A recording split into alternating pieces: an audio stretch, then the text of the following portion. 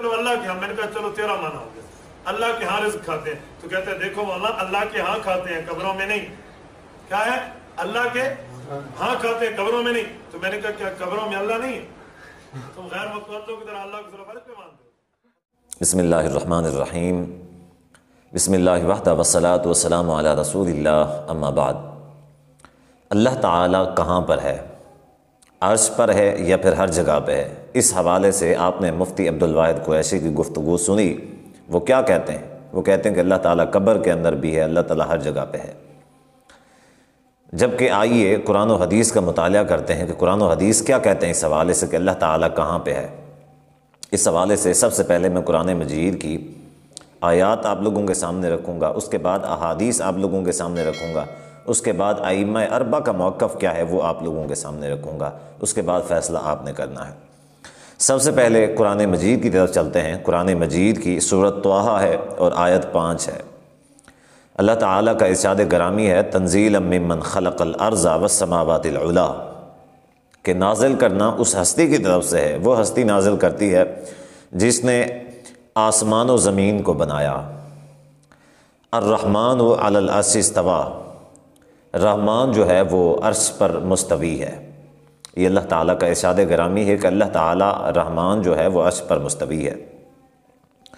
سورۃ ہود ہے اور آیت 7 ہے، وَهُوَ الَّذِي خَلَقَ السَّمَاوَاتِ وَالْأَرْضَ فِي سِتَّةِ أَيَّامٍ وَكَانَ عَرْشُهُ عَلَى الْمَاءِ، کہ وہ ذات، وہ ہستی کہ جس نے آسمان و زمین کو 6 دنوں کے اندر پیدا کیا۔ وَكَانَ عَرْشُهُ عَلَى الْمَاءِ، اس سے پہلے آسمان و زمین کی تخلیق سے پہلے اس کا عرش پانی کے اوپر تھا۔ اب آپ دیکھیں کہ اللہ تعالیٰ کا عرش پہلے پانی کے اوپر تھا، اب اللہ تعالیٰ کا عرش 7 آسمانوں کے اوپر ہے۔ تو اگر اللہ تعالیٰ پہلے ہر جگہ پہ تھا، اب بھی ہر جگہ پہ ہے، تو عرش کو تبدیل کرنے کا کیا فائدہ؟ اللہ تعالیٰ نے عرش کو کیوں تبدیل کیا؟ پہلے پانی پہ تھا، بعد میں اللہ تعالیٰ نے عرش کو 7 آسمانوں کے اوپر کیوں قائم کیا، جبکہ اللہ تعالیٰ پہلے بھی ہر جگہ پہ تھا، اللہ تعالیٰ اب بھی ہر جگہ پہ ہے۔ اسی طرح قرآن مجید میں تیسرے مقام پہ سورۃ حدید ہے اور آیت نمبر 4 ہے۔ اللہ تعالیٰ فرماتے ہیں وَهُوَ الَّذِي خَلَقَ السَّمَاوَاتِ وَالْأَرْضَ فِي 6 أَيَّامٍ، وہ ہستی کہ جس نے آسمان و زمین کو 6 دنوں کے اندر پیدا فرمایا۔ ثُمَّ اسْتَوَىٰ عَلَى الْعَرْشِ، پھر اللہ تعالیٰ عرش پر مستوی ہوا۔ يَعْلَمُ مَا يَلِجُ فِي الْأَرْضِ وَمَا يَخْرُجُ مِنْهَا، جو چیز زمین کے اندر داخل ہوتی ہے، جو زمین سے نکلتی ہے، اللہ تعالیٰ اس کو جانتا ہے۔ وَمَا يَنزِلُ مِنَ السَّمَاءِ وَمَا يَعْرُجُ فِيهَا، جو آسمان سے نازل ہوتی ہے نیچے کی طرف، وَمَا يَعْرُجُ فِيهَا، جو آسمان کی طرف چڑھتی ہے، اللہ تعالیٰ اس کو بھی جانتا ہے۔ وَهُوَ مَعَكُمْ أَيْنَمَا كُنْتُمْ، اب جو لوگ کہتے ہیں کہ اللہ تعالیٰ ہر جگہ پہ ہے، ان کی دلیل کیا ہے؟ ان کی دلیل یہ ہے کہ وَهُوَ مَعَكُمْ أَيْنَمَا كُنْتُمْ، کہ اللہ تعالیٰ فرماتا ہے کہ تم جہاں کہیں بھی ہوتے ہو وہ تمہارے ساتھ ہے، یعنی کہ اللہ تعالیٰ تمہارے ساتھ ہے۔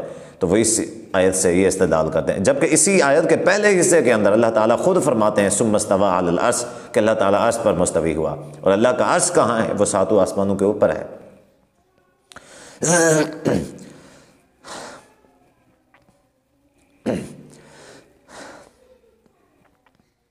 یہ کیسے ہو سکتا ہے کہ اللہ تعالیٰ پہلے فرمائیں کہ اللہ تعالیٰ عرش پہ ہے اور بعد میں اللہ تعالیٰ فرمائے کہ وہ ہر جگہ پہ تمہارے ساتھ ہے؟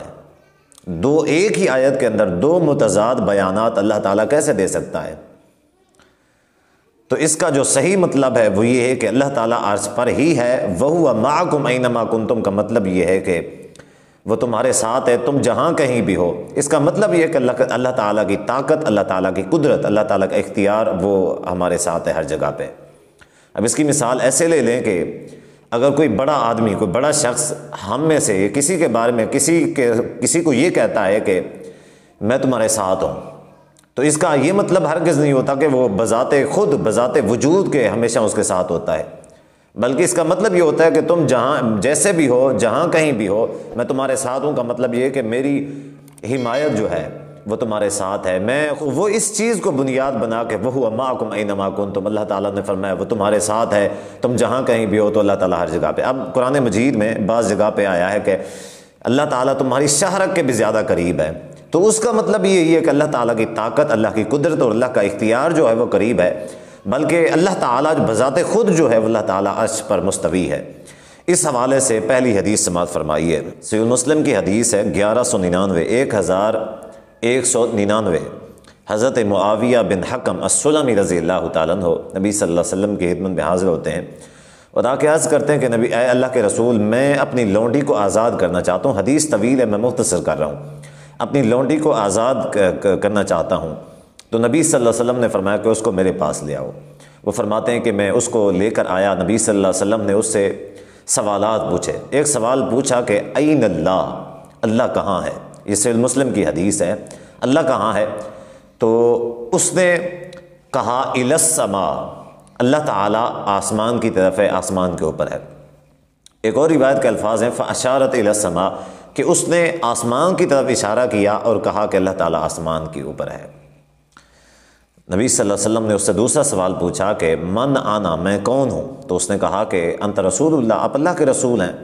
تو نبی صلی اللہ علیہ وسلم نے فرمایا کہ اعتقھا فإنھا مؤمنہ، اس کو آزاد کر دو کیونکہ یہ مومنہ ہے، اس کو آزاد کر دو۔ یعنی کہ مومن کی علامت و نشانی یہ ہے کہ وہ اللہ تعالیٰ کو عرش پر مانتا ہے اور نبی صلی اللہ علیہ وسلم کو رسول مانتا ہے۔ یہ صحیح مسلم کی حدیث سے ثابت ہوتا ہے۔ قرآن و حدیث کے بیش بہا اتنے دلائل ہیں کہ جن کا انکار نہیں کیا جا سکتا کہ اللہ تعالیٰ عرش پر مستوی ہے۔ تو اس حوالے سے ائمہ اربعہ کا کیا موقف ہے، آئیے میں آپ کو بتاتا ہوں۔ مفتی عبد الواحد قریشی صاحب چونکہ حنفی ہیں اور امام ابو حنیفہ رحمہ اللہ کے مقلد ہیں، تو اس حوالے سے ضروری سمجھا کہ امام ابو حنیفہ رحمہ اللہ کا موقف بھی بتا دوں۔ آئیے، امام ابن القیم رحمہ اللہ نے ان کی جو کتاب ہے اجتماع الجیوش الاسلامی، ان کی کتاب ہے، اس کے اندر وہ جو مسئلہ عرش استوا ہے تو وہ اس مسئلے کے اندر ائمہ اربعہ کے اقوال کو نقل کرتے ہیں۔ ائمہ اربعہ کے اقوال کو نقل کرتے ہوئے وہ امام ابو حنیفہ رحمہ اللہ کا عقیدہ نقل کرتے ہیں کہ امام ابو حنیفہ رحمہ اللہ کا بھی یہی عقیدہ ہے کہ اللہ تعالیٰ عرش پر مستوی ہے، اور اس کی کیفیت کے بارے میں امام ابو حنیفہ رحمہ اللہ فرماتے ہیں کیفیت بیان نہیں کر سکتے کہ کیسے ہے، لیکن اللہ تعالیٰ کے الرحمن علی العرش استویٰ فرمان کے مطابق اللہ تعالیٰ عرش پر مستوی ہے۔ اسی طرح امام احمد بن حنبل رحمہ اللہ، امام مالک رحمہ اللہ، امام شافعی رحمہ اللہ، ائمہ اربعہ کا یہی عقیدہ اس حوالے سے۔ جبکہ آپ یہ جو لوگ کہتے ہیں، جو دیوبندی یا بریلوی جو لوگ کہتے ہیں کہ اللہ تعالیٰ ہر جگہ پہ تشریف فرما ہے، اللہ تعالیٰ ہر جگہ پہ ہے، تو ان سے سوال یہ ہے کہ آپ تو امام ابو حنیفہ رحمہ اللہ کے مقلد ہیں، آپ امام ابو حنیفہ رحمہ اللہ کے اس حوالے سے یہی عقیدہ ثابت کریں جو آپ لوگوں کا عقیدہ ہے۔ ایک تو آپ لوگ کہتے ہیں کہ ہم امام ابو حنیفہ رحمہ اللہ کے مقلد ہیں، تو آپ اس حوالے سے امام ابو حنیفہ رحمہ اللہ کا عقیدہ ثابت کریں، وہ نہیں ثابت کر سکتے، نہیں کریں گے۔ میں چیلنج کے ساتھ کہتا ہوں، مفتی عبد الواحد قریشی صاحب کو چیلنج ہے میرا، بلکہ کسی بھی حنفی دیوبندی ہو یا حنفی بریلوی ہو، وہ امام ابو حنیفہ رحمہ اللہ کا عقیدہ، یہ جو ان کا عقیدہ ہے وہی عقیدہ ثابت کرے، نہیں کر سکتے۔ اور مجھے پتہ ہے اس کے بعد پھر انہوں نے بھاگنا ہے ابو منصور ماتریدی کے پاس کہ جی یہ تو ابو منصور ماتریدی کا عقیدہ ہے۔ تو صحیح بات یہ ہے کہ یہ جو عقیدہ ہے کہ اللہ تعالیٰ ہر جگہ پہ ہے، قبر کے اندر ہے، نیک جگہ ہے، پاک ہے، صاف ہے، نہیں ہے، غلاظت والی جگہ ہے، اللہ تعالیٰ ہر جگہ کے اوپر ہے، تو یہ جو عقیدہ ہے یہ اہل سنت والجماعت کا نہیں ہے، بلکہ یہ جہمیوں کا عقیدہ ہے۔